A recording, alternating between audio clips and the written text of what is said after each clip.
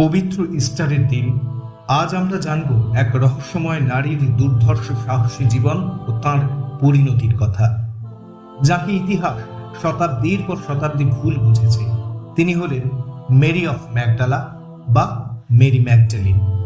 গ্যালিন সাগরের তীরের এক অত্যন্ত ধনী স্বাবলম্বী ব্যবসায়ী নারী, কিন্তু অগাধ সম্পদ থাকলেও তাঁর জীবন ছিল চরম মানসিক ব্যাধি ও অন্ধকারে আচ্ছন্ন। যিশুর এক অলৌকিক স্পর্শে তিনি সেই অন্ধকার থেকে মুক্তি পান, আর এটাই তাঁর জীবনের টার্নিং পয়েন্ট ছিল।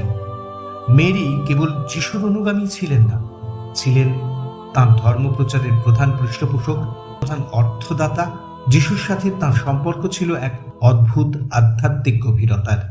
যিশু মেরিকে তার অন্যতম প্রধান শিষ্যা হিসেবে বেছে নেন।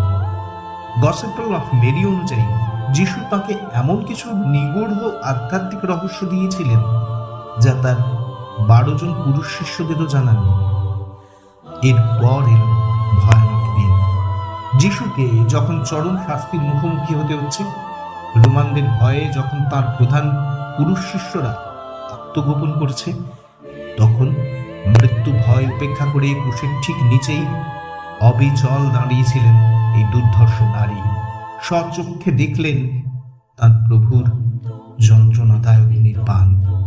যিশুকে যখন পাহাড়ের গুহায় সমাধি দেওয়া হলো, মেরি সেখানেও ছিলেন, অশ্রু সজল এক নীরব সাক্ষী।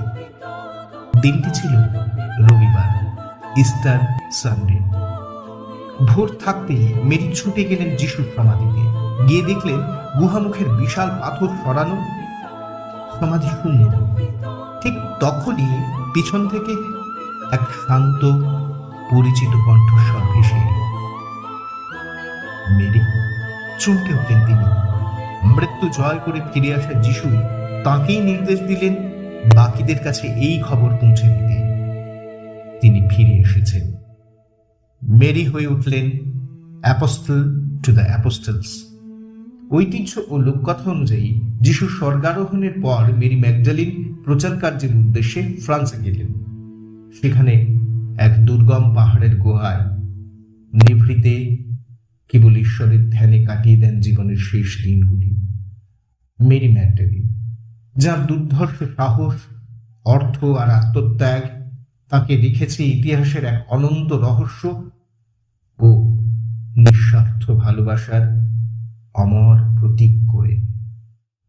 আমাদের বিনম্র শ্রদ্ধা এই ইস্টারে মেরি ম্যাগডালিনের প্রতি।